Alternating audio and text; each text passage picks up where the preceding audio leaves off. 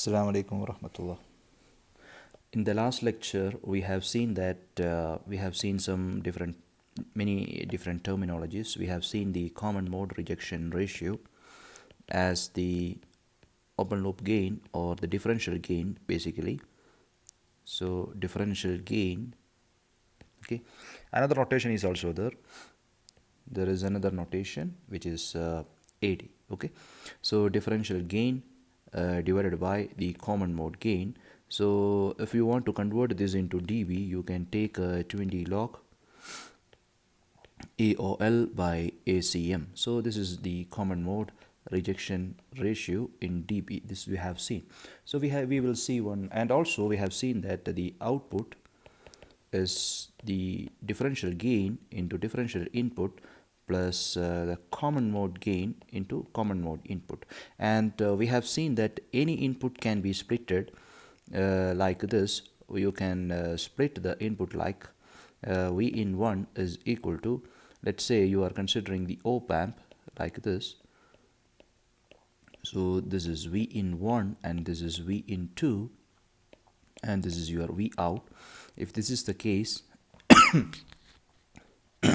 this is the case, V in 1 can be written as VCM plus VD by 2, and V in 2 can be written as VCM minus VD by 2. What is VCM? VCM is equal to V in 1 plus V in 2 by 2, and Vd is equal to V in 1 minus V in 2. Okay, that's it. From this relationship only we are writing this actually. So this is what we have seen. Now we will see a problem related to the common mode rejection ratio. Okay, so the question is, a certain op amp or operational amplifier has the open loop differential gain of 100,000. Okay, you see this is a very large number, 10 power 6, and the common mode gain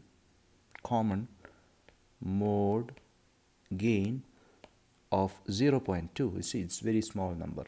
Determine the common mode rejection ratio in decibels. Okay, sorry, decibels. Okay, so we will see. You know that the answer can be, this is the answer. I am going to write the answer here. You know that the open loop gain is given as, or the differential gain is given as 100,000, right? And the common mode gain is given as 0.2. So the common mode rejection ratio is given as 100,000 divided by 0.2. So you will be getting this number as 500,000. This is a very large number. Now in dB, common mode rejection ratio in dB is nothing but 20 log 500,000. Okay, so you will get it as 114 dB. Okay, so you can see here that it's a small number and very easy to compare with the other operational amplifiers. Okay, now I told you that we are mainly dealing with, in an op amp, I have already told you that in an op amp we have many stages inside the op amp. The first stage is the differential amplifier. I told you this before. Then you have multiple stages of gain, multiple gain stages. Okay, gain stages or multiple stages of gain. And you know that at the last we have the class B push-pull amplifier with emitter follower. Okay, this we have seen in the first lecture, and but we didn't explain more about the differential amplifier. So what do you mean by this differential amplifier? That's what I am going to explain here. And the multiple stages of gain, regarding the multiple stages of gain and class B push-pull amplifier, you have already seen it in the Electronia Wahid, Electronic Circuits 1. Now we will see something more about differential amplifier, but I will not be going into a very detailed review on differential amplifier. If you want it, I will include it as a separate lecture and I will upload it in the Blackboard. But basically our topic mainly completely related to the op-amp circuits, so we will be mainly focusing on the working of a differential amplifier only. Okay, so differential amplifier,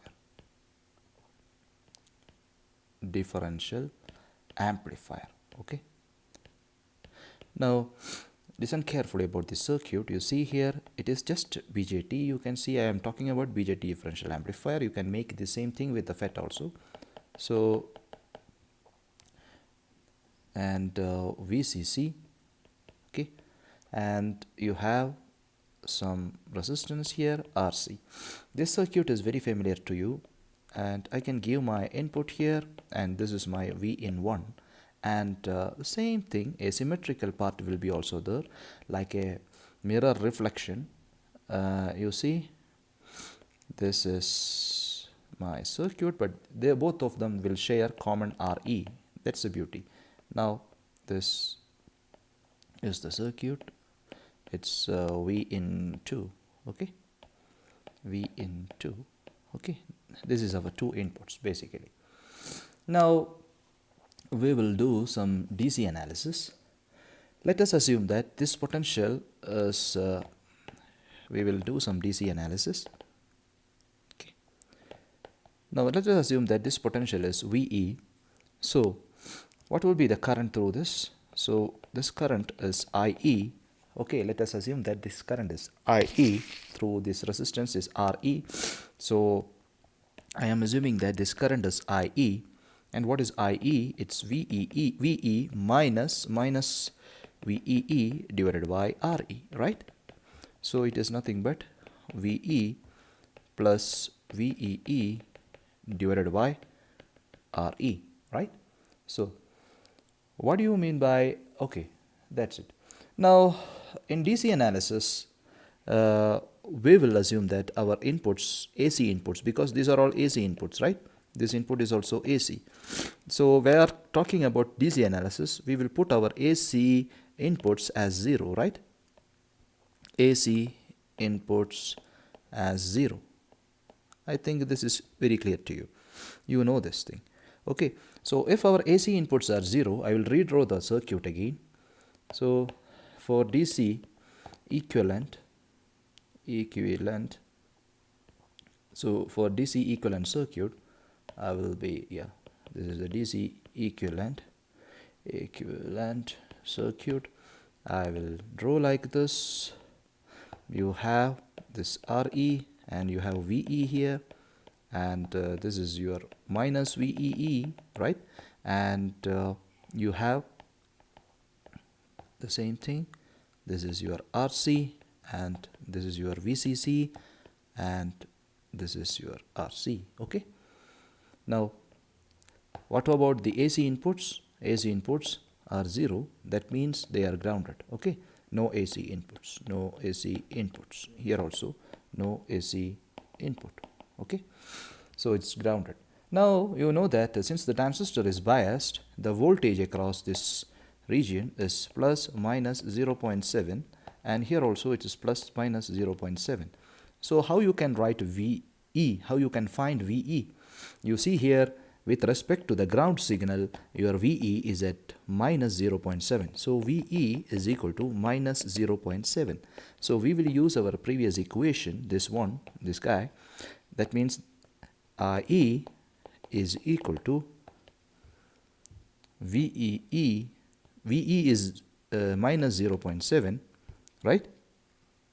Plus VEE divided by RE, right? So you will get it as VEE minus 0.7 divided by RE, and this is your current, okay. So this current is IE, but you know that both the transistors are symmetrical. If this RC You see here this RC and this RC are matching. Similarly, this transistor Q1, let's say this is Q1 and Q2, both are matching, all are matching. Okay, in a real life situation, it will not be matching perfectly, but we can assume that they are matching. Now, if they are matching, then this current and this current both will be same. This current will be IE by 2 and this current will be IE by 2 because the current through the RE is IE, so both current will be sharing equally. Okay, so it will be because of the matching of the transistors. Okay, so the transistor matching is very important in construction, in the construction of this kind of integrated circuits. Okay, so what will be the current IE1? We can say IE1 and this current is equal to IE2. So IE1 is equal to IE2. We are talking about the DC currents. It's nothing but VEE. So it is nothing but, both are same. So it is IE by 2, which is equal to VEE minus 0.7 divided by RE and divided by 2. So 2 will come here, right? So there will be 2 here. So I hope this part is clear to you. So this is the DC analysis basically. And IC1 also will be it will be equal to IC2. And you know that IC1 is approximately equal to IE1. So you can use the same expression for finding out IC also. Or you can use exactly, if you want the current, you just multiply with alpha. Okay. So if you want exactly the exact IC1 is equal to IC2 will be alpha DC times IE1 or alpha DC times IE2, right? IE2. So it is nothing but IC1 is equal to IC2 is equal to alpha DC times VEE minus 0.7 divided by 2RE. Okay. Now we will see what will happen for the AC inputs. So for AC inputs, what will be the situation? AC inputs. So basically we will first talk about the common mode input. Okay, common mode input, because we can classify the AC inputs into two categories basically here for the differential pair, the common mode input response and the common mode input response and the differential mode input response. Okay, so common mode input. So we are talking about common mode. Okay, so in common mode, you know that what will be the situation. So you see here in common mode input, okay, I will use the next page for drawing the equivalent circuit. That's better. You can see here, I will draw here the AC equivalent circuit. You see this is RE and this will be grounded because VEE will be grounded, you see. Now I have a VCC will be grounded. Okay, this is grounded and I got RC, and here this also will be RC, and this is my AC equivalent circuit. Okay, AC equivalent circuit. Okay, now this will be V in 2 and this is V in 1, and that's it. Now I can connect like this. Okay, and please note that I will be taking my output here and here. So this is V01 and this is V02, and my actual output is between V01 and V02.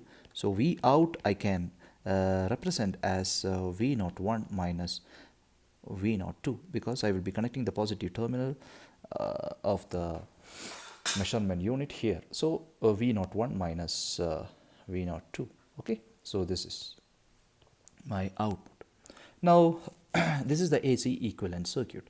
So AC equivalent circuit, we will be, you know that for the transistor we can replace the transistor. You have studied in the Electronia Wahid that you have the current IB and this current with a resistance here RE, and the current is IE.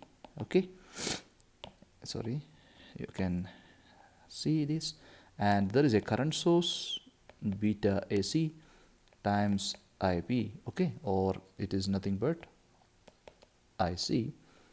Okay, and this. Okay, now I am going to use the equivalent circuits for the transistor. Okay, I am going to use the equivalent circuits for the transistor. Now this Q1 and Q2 will be replaced by equivalent circuits. So I have IB which is going inside, and I have RE dash. Now I have this guy which is RE here, and this is going to ground, and I have a current source which is IC1 basically, and this current I can say IE1, and my input is V in 1. Okay, and I have this resistance here RC, and this part is going to ground. Oh, it is clear. Now the other transistor I will draw with another color. This is RC1, and I have the current source, same thing, but IC2, and this is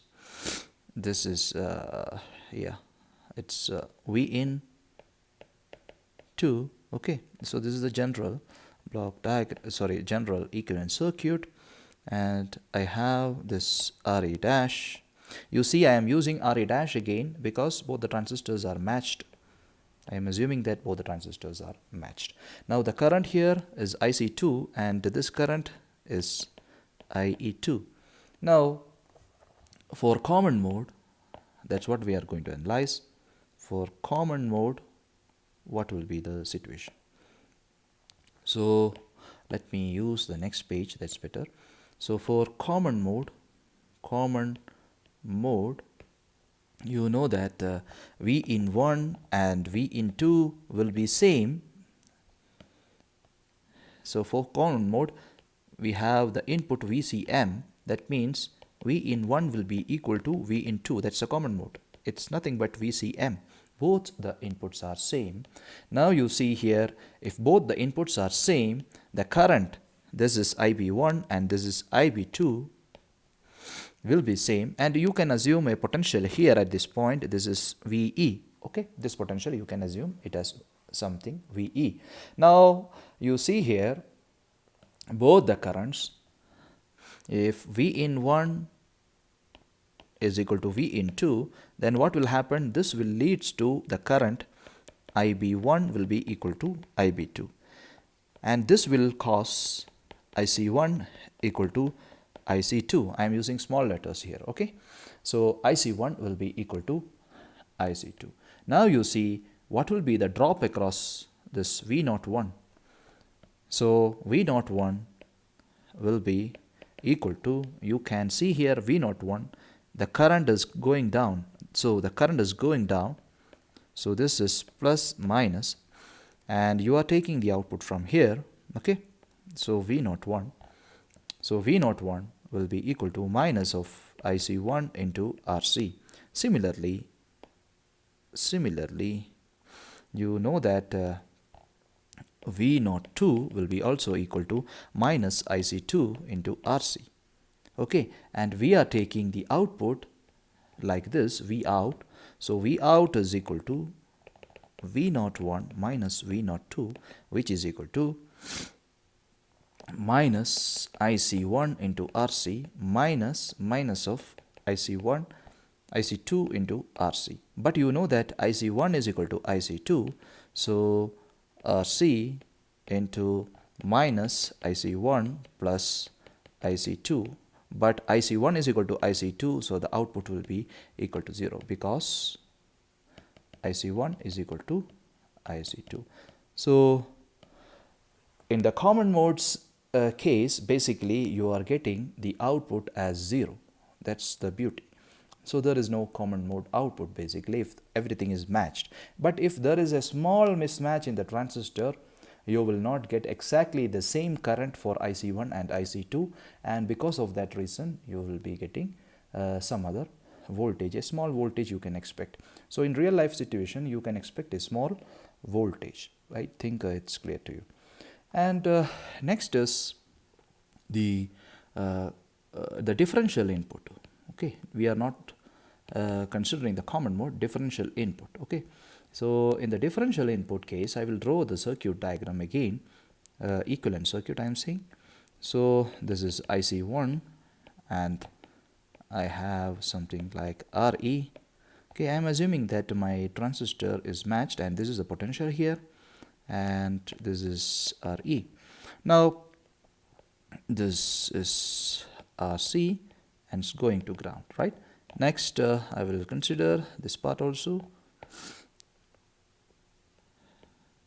This is RC and this is IC2 and here the current is IB1 and this is RE and that's it. Okay, now I am going to consider the inputs. My inputs, I told you in differential mode my inputs will be plus VD by 2 and other input will be minus VD by 2, right? I have told you this thing because we usually represent it as VCM plus VD by 2. So since there is no common mode input here, so this is just VD by 2, and V in 2 we represented as VCM minus VD by 2. Since there is no common mode, it is nothing but it is minus VD by 2.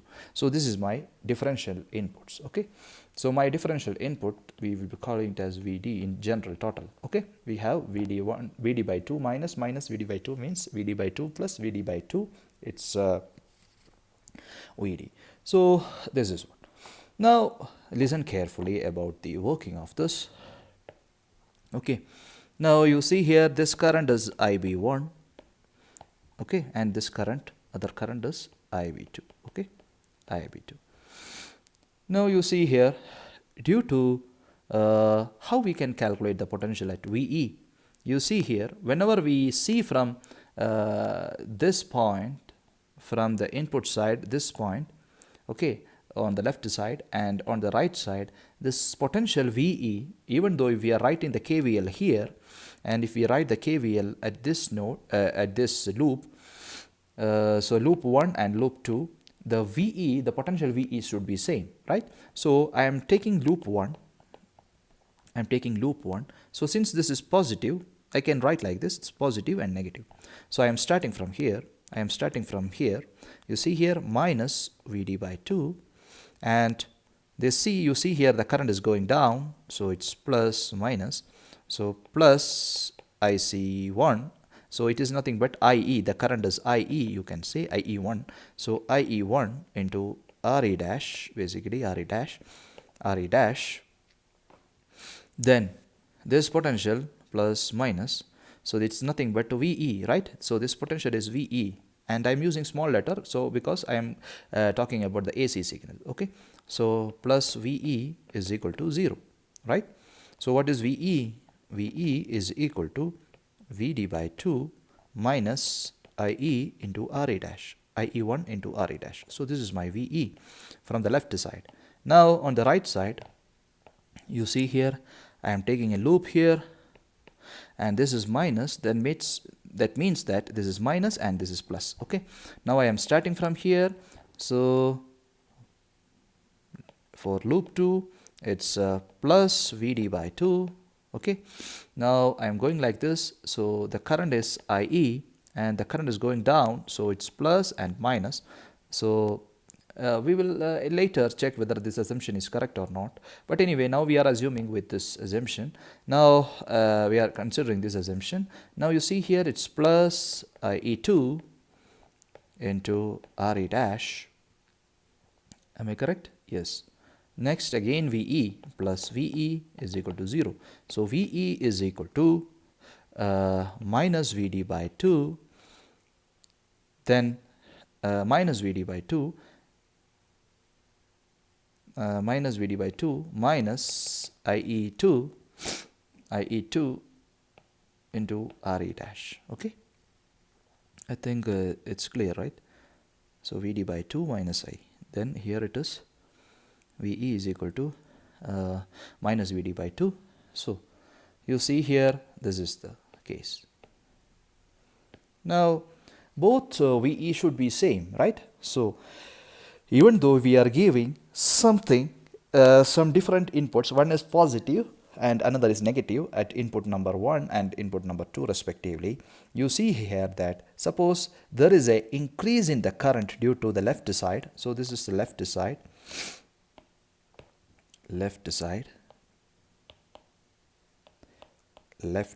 and this is the right side. Okay, so at the left side, if there is a increase in the current, if the current increases, IC increases, at the left side I am seeing that the current increases. Because of the negative input, the current decreases by the same amount here, right?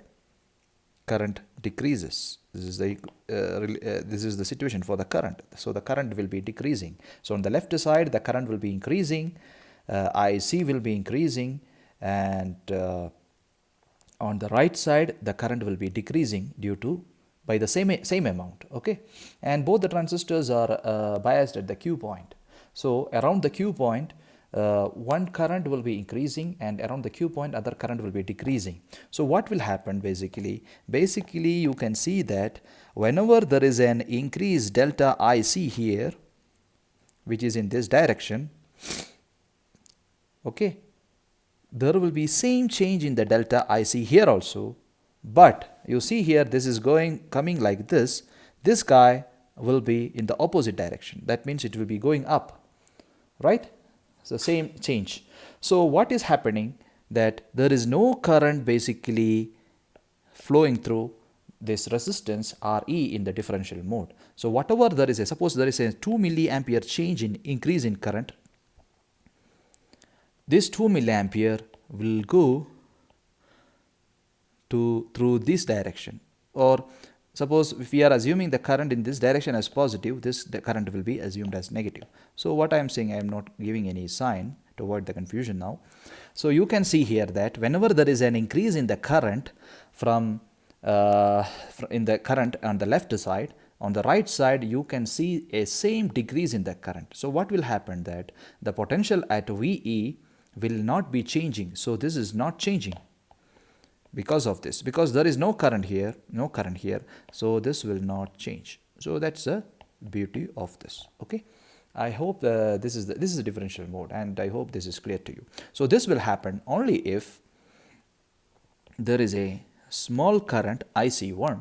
This is the AC current I am saying.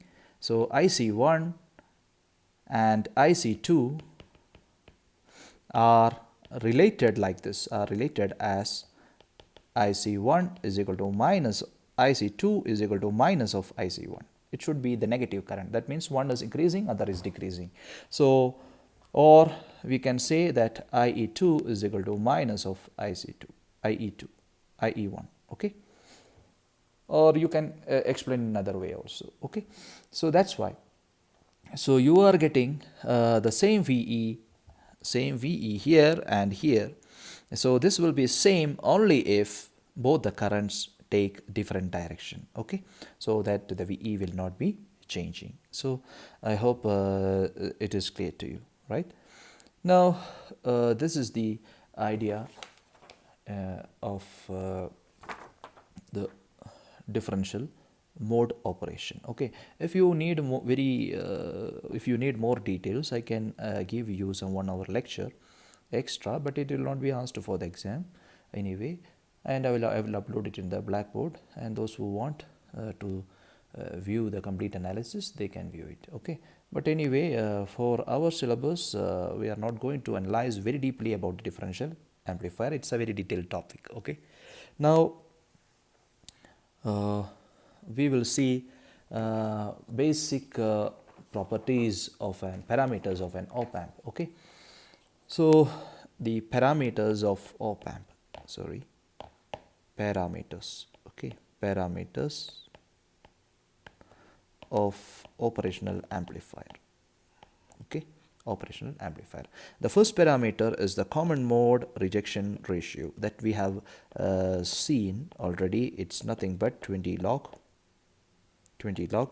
open loop gain or differential gain divided by the common mode gain. So this is the differential gain, okay, by the common mode gain. So you can take the magnitude also, because we don't need a sign for that. That's why we can take the magnitude. So this is the correct method actually, to take the magnitude. Okay, now the second case, we know that the second is the property parameter is the maximum output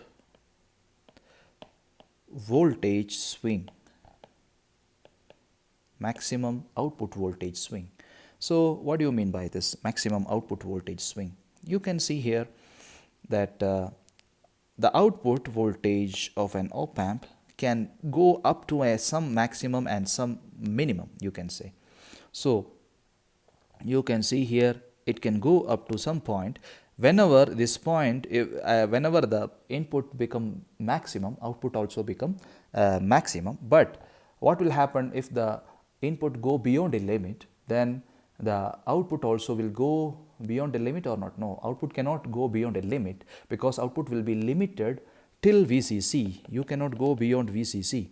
And here you can maximum you can have minus VEE, because for the operational amplifier I have told you this is your V in 1 and V in 2, V in 2. Now you will give plus VCC and minus VEE.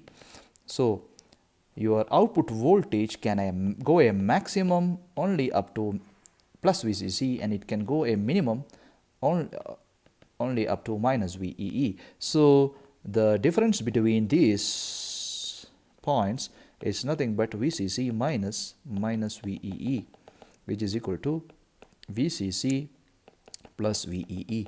Okay, so that is the maximum swing you can get. Okay, so you can get the maximum swing like this, okay, between this peak to peak swing. But you can also say that your maximum value is this one, okay, up to from 0 to plus VCC you can go. So you can go from 0 to plus VCC, or you can go from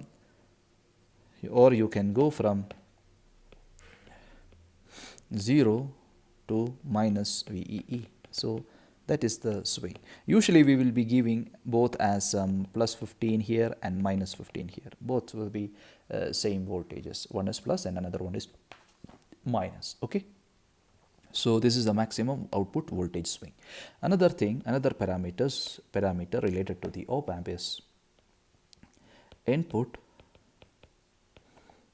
offset voltage. Input offset voltage.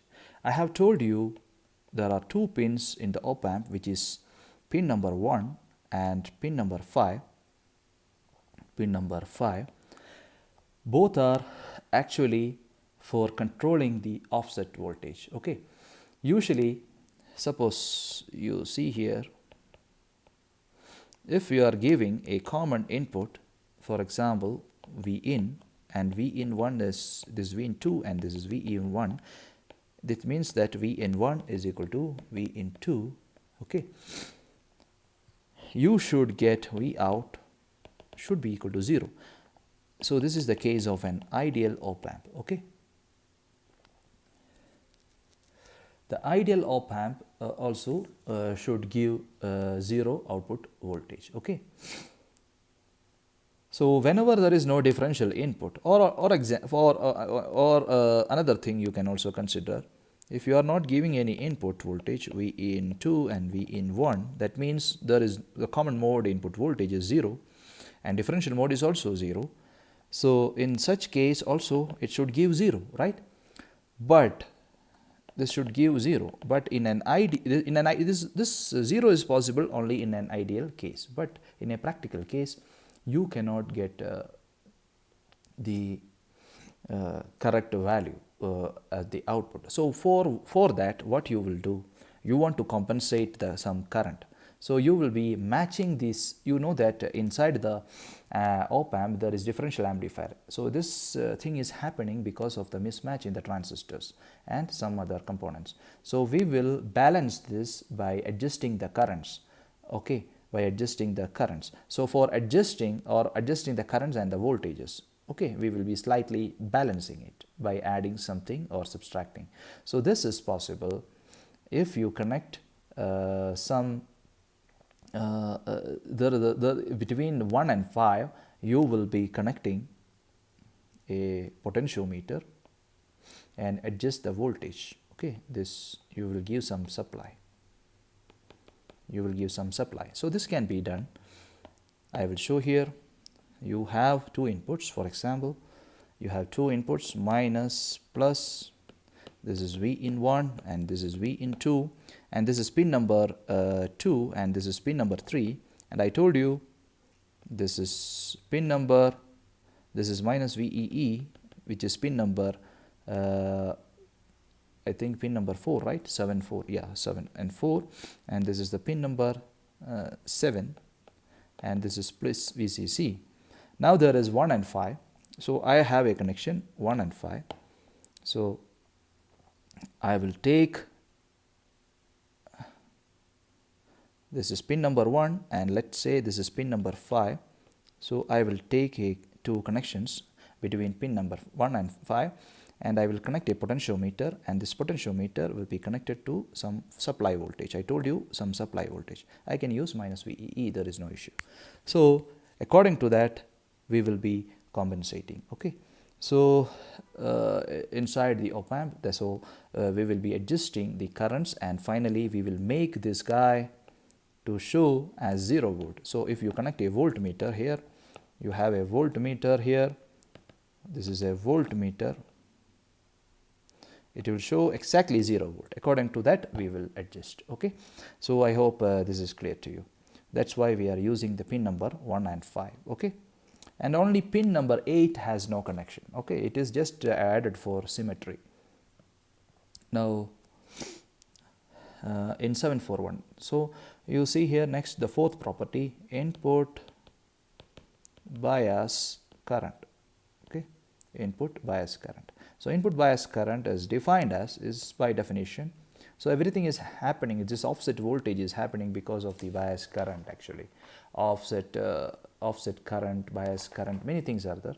Anyway, all these are happening basically because of the mismatch in the transistor V in 1 and V in 2. And you see, suppose here this current is I1 and this current is I2. Okay, now V out, this is V out, then the bias current is defined as the average current I1 plus I2 by 2. Okay, basically in a good op-amp the input resistance is very high, so I1 will be equal to I2 equal to 0. So ideal case, the bias current should be equal to 0. This is the case of ideal situation. Now the fifth property, the input impedance. It should be very high, and the input impedance, we have two things because we have two modes of operation. So we will consider first the input impedance. So in differential mode, you know that in differential mode we have V out like this, and we will be giving the input between these two. So this is our input, right? It's our V in. So we will define the input resistance between these two as the differential mode input resistance. So in differential mode we will call it this as differential input resistance. Okay, similarly for the common mode, we can define in similar way but slight difference. In common mode we can say that this, we can assume a ground between these two terminal and here. Okay, now this is R in, this is R in, because we are considering two terminals as different, and the input is same to both. Okay, since in the input is same to both the terminals should satisfy the same thing. Okay, anyway, there will be slight mismatch anyway. So this is the common mode case. So this is known as the common mode input resistance. Common mode input resistance. Okay, common mode input resistance. So it is usually defined like this. Okay, so differential mode means we are considering the resistance between two terminals, two differential terminals. Okay, and here common mode means we are considering as individual anyway. Okay, because the input will be same to both. Now the sixth one, I think so, right? Yes, sixth one, input offset current. Okay, input offset current. Now you see here, input offset current is, even though if we are giving the common signal to both, we are giving same potential, so this is V in 1 and this is V in 2, we will not be getting the same current here. You see here, this is I2 and this is I1, let's say. So let's say this is I1 and this is I2, so this is plus and this is minus. Now we can say that there is some ground here inside the op amp, so and we are measuring the resistance between these two, so there will be a current. This is part 1 of the circuit, part 2 of the circuit with which is related to the transistor 2, and another part of the circuit you can consider here which is related to the transistor 1. So both are sharing the same ground. So this is R in and this is R in. Okay, even though the resistance are same, the current may be slightly different. Okay, so you can see here that the offset voltage will be there at the output, even though if you are giving the same inputs. Okay, now the output offset voltage VOS is given as, we are talking about the output offset voltage, there is a difference in the current I2 minus, not I2, I1 minus I2, because I am considering here this as the positive terminal, that's why. Okay, the positive terminal. So I at the positive terminal you can say, and this is the I at the negative terminal. The second one is the I at the negative terminal. Okay, I will call this current as I plus, and I will call this current as I minus. So I plus minus I minus into R in, okay, into the voltage gain, because voltage gain is there for the amplifier. Okay, so not the output voltage, at the output error is defined as into input voltage. So offset voltage means we are talking about the input offset current. So this is the input offset current, IOS, input offset current, difference between, but the bias current is the average current. Okay, and offset current is the difference current. Okay, so this is the difference current. So this will give you VOS, but output will be V out, error is nothing but VOS. This is at the input side, we am saying at the input side, multiplied with the voltage gain. Okay, multiplied with the voltage gain. Okay, so this is the output error. Okay, now we will talk about another thing, which is the output impedance. Output impedance, you have minus plus, this is your two inputs. Now you have a voltage source, right, and this is Z naught and this is your V out. If this voltage source is grounded, we will be measuring the output impedance by short circuiting all the voltage sources, okay, and open circuiting all the current sources. Since this is a voltage source, this is the V out, basically not V out, this is the VAV into V in, this is AV into V in. You can see here that the output impedance is Z0. So this is the output impedance.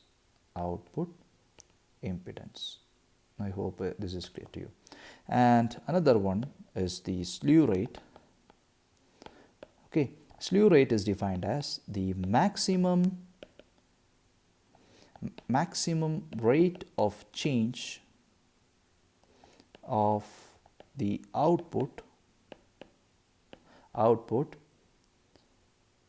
or output voltage, okay, output voltage in response to a step input voltage. Okay. Now we will consider an op-amp circuit with feedback, but I will explain to you feedback later, the concept of feedback later. Let us consider we have an operational amplifier and you have a input R here. You are connecting a resistance. We will see what are the reason for this. We will see later anyway.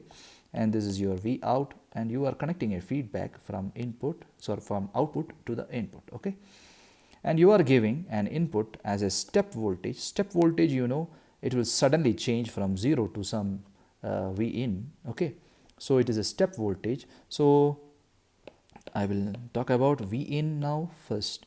V in is changing from 0 volt to some arbitrary voltage, but V out should start at the same time, okay, but it will take some time to reach the output.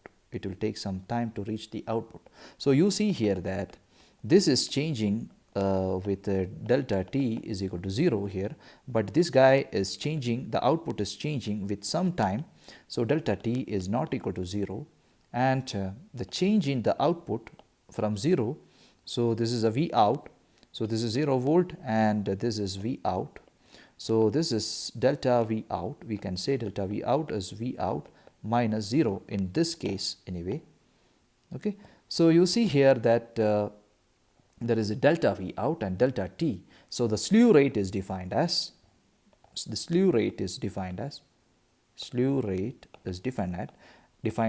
delta out V out by delta T. Okay, if delta T is 0, that means that the slew rate is very high. Okay, if you have suppose consider you have an op-amp number 1 and another op-amp number 2.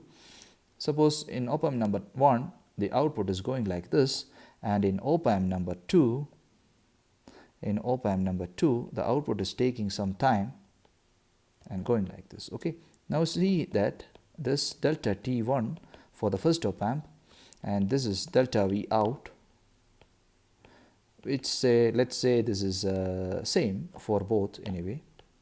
We are giving the same input. So you see here this is delta V out, and you see here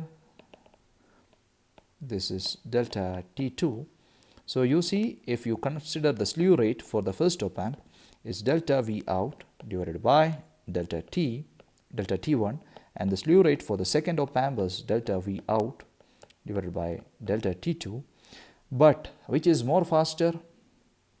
Op-amp number 1 is faster. It's because delta T1 is small. Okay, or you can say that if you compare these two op-amps,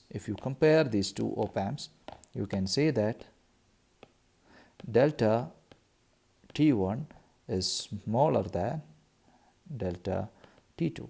So the slew rate of op-amp number 1 is greater than slew rate of op-amp number 2. So which is best one? Actually, basically this is the best one. We need good slew rate. Okay, so we will see a problem related to the slew rate. Okay, an example: the output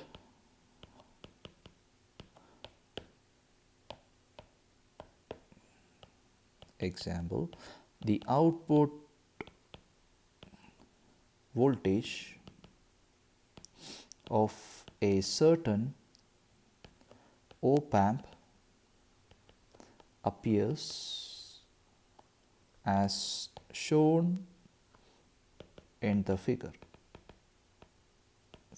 below. Okay, for a step input. Okay, step input, why we are using step input? Step input is changing very suddenly, that's why. So determine the slew rate. Okay, determine the slew rate. So this is the graph. You see here, this is changing like this, and it's going like this. Okay, and you see the maximum is given here. This is 10 volt, and the minimum is given here. This is minus 10 volt, and another part is also given here. Exactly, this is 9 volt, and this part is given minus 9 volt, and the time corresponding to both of this is given. Time difference between, I will use a different color. The time difference between these two is given. These points are given. You see here that this point is starting here and this is ending here. So the time difference is given as 1 microsecond. So within 1 microsecond this is happening, and this is 0 volt. Now what is the slew rate? You see here the slew rate is nothing but delta V out by delta T.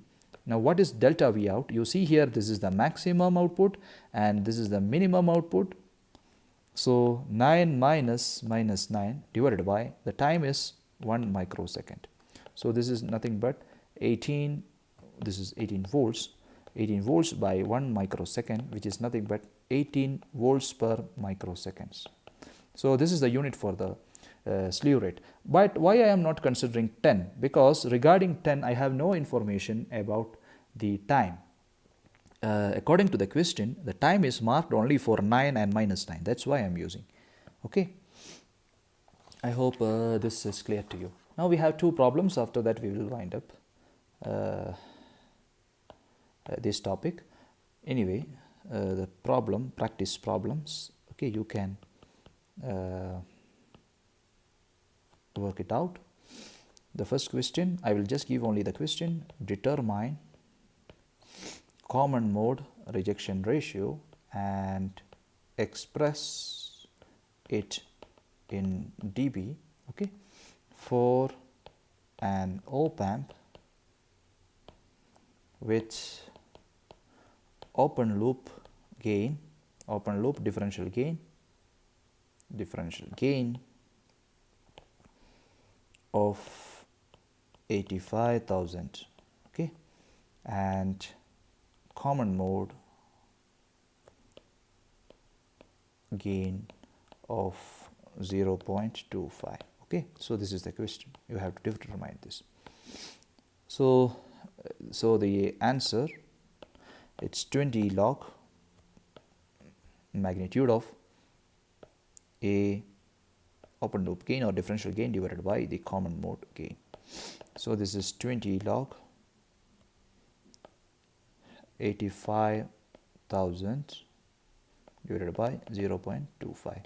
You can calculate how much this is. Okay, you have to calculate. Now the second question. So this is over. Second question, when a pulse is applied, a pulse means a step input basically. So when a pulse is applied to an op-amp, the output voltage goes from minus 8 volt to plus 7 volt in 0.75 microseconds. What is the slew rate? What is the slew rate? Okay, this is the question. So answer, slew rate means you have the maximum, you have delta V out by delta T. This is the slew rate. What is delta V out? Your maximum minus minimum. You cannot say like this anyway. So what is the maximum here? It is 7 minus 8 divided by 0.75 microseconds. So this is volt. So 7 minus 15 divided by 0.75 microseconds. Okay. So this is the answer. You calculate this. Okay, simplify this. So I hope this is clear. So we will continue soon. Okay, Assalamu alaikum.